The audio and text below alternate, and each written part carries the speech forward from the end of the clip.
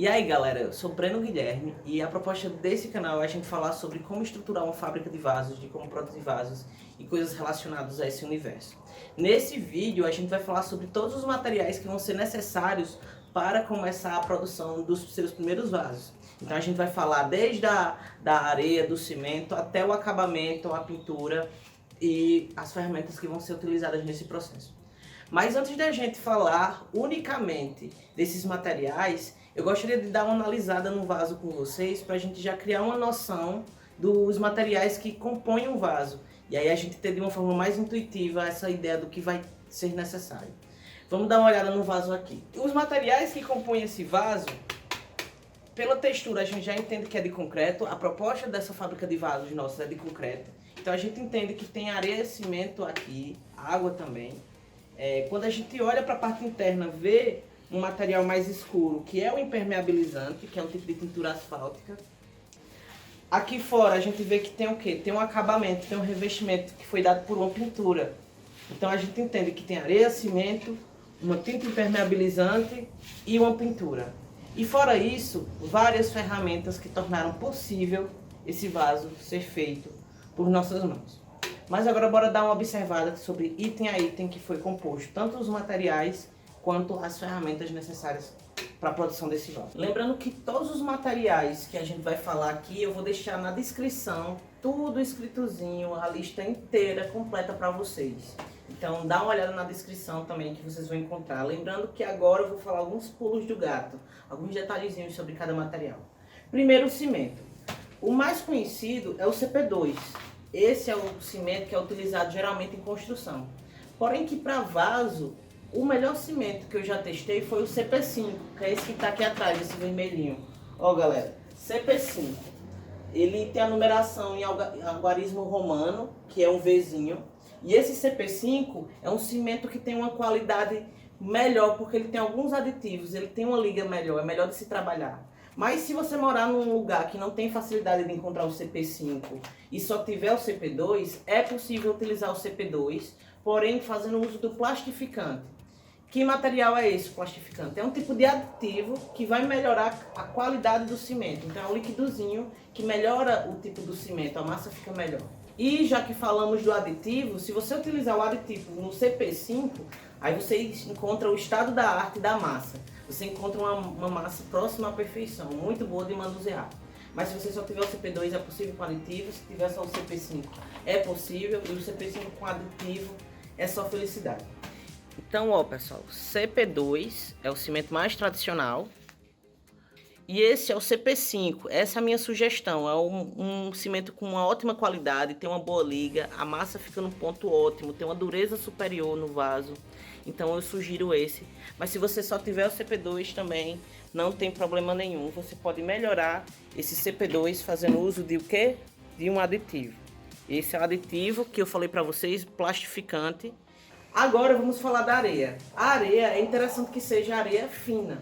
Então a gente tem três tipos de areia na construção. A areia de construção grossa, que é aquela com mais pedriscos, eu vou mostrar para vocês. Aquela areia média, que é utilizada geralmente para construção. E tem a areia fina. A areia fina é a que eu prefiro fazer uso, porque dá um acabamento melhor, mais fino na massa do cimento, no molde do cimento. Porém, se você só tem o segundo tipo da areia, que é a areia média, é possível peneirar essa areia e extrair essa parte mais fininha e utilizar para fazer seus vasos. Aí você pode falar, e aquela parte mais grosseira, os pedriscos que ficaram, você pode utilizar ainda para decorar as suas plantas, decorar os seus vasos. A gente vai ver muitas sacadas dessa aqui no canal. Então eu vou mostrar para vocês o pulo do gato da areia. Essa é a areia fina. Então olha só, a textura de areia de praia. Essa é a melhor areia, na minha opinião, para fazer uso, para fazer vasos com ótimo acabamento. A gente tem a areia média, que é aquela areia que é fina, porém que ainda tem pedriscos. E a gente tem areia grossa, que é aquela que praticamente só parece que tem cascalho. Então se você só tem essa daqui na sua região, você pode peneirar e ficar com essa parte e separar a parte dos pedriscos. Certo, pessoal? Tendo o cimento e tendo a areia, levando em consideração que minha indicação da areia é a fina, nosso terceiro material vai ser a água. Então, juntando o cimento, a areia e a água, a gente já tem o material básico de fazer nossos vasos. falamos sobre os materiais básicos, cimento, areia, água e um aditivo, esses 4 básicos. Agora vamos falar das ferramentas. Bem, a gente tem um torno, uma ideia de um torno, né, que é uma bancada giratória, ou seja, uma estrutura que a gente pode girar e fazer o vaso aqui.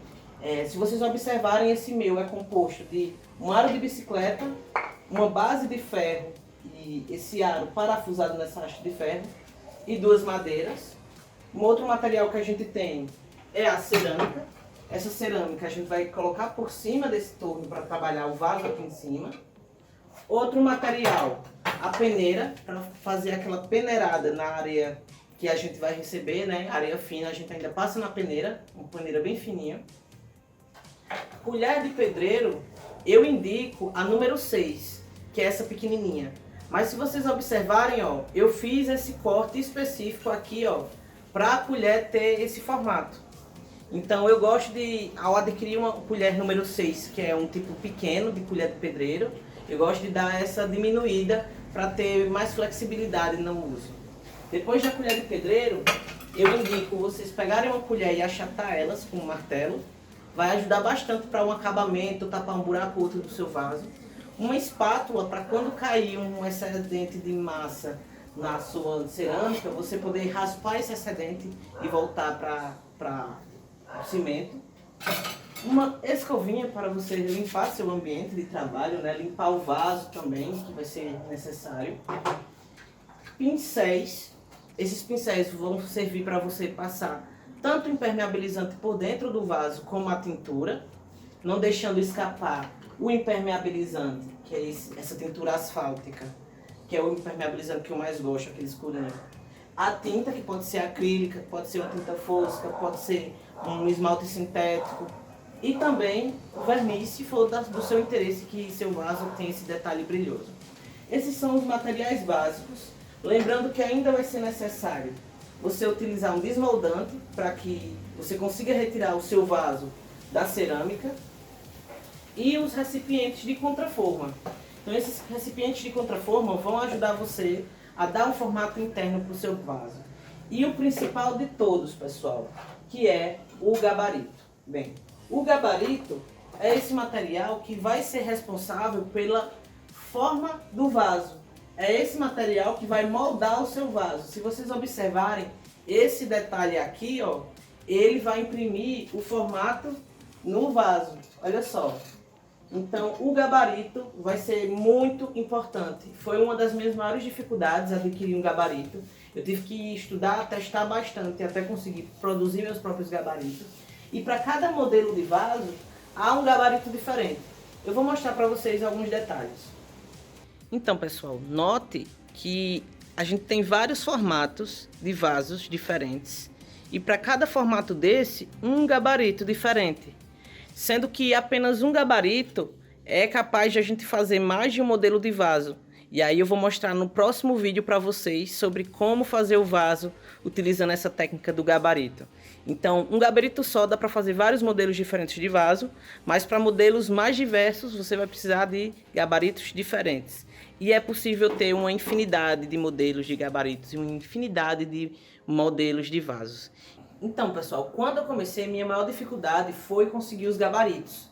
E eu entendo que deve ser uma dificuldade para boa parte de vocês. Então, para quem gostaria de ter esses gabaritos de uma forma mais fácil e prática, eu vou deixar o link da descrição de onde tem para vender esses gabaritos. Eles são modelos simples para quem está iniciando, mas pelo menos já dá para a gente começar a fazer esses vasos juntos. Então a gente já falou sobre os materiais básicos, as ferramentas básicas. Então nos próximos vídeos a gente vai aprender como tá fazendo o nosso primeiro vaso. E vamos começar com o pulo do gato. A gente vai começar pelo modelo mais simples que me foi ensinado e que eu gostaria de passar para vocês. Então eu vejo vocês nos próximos vídeos. Tchau!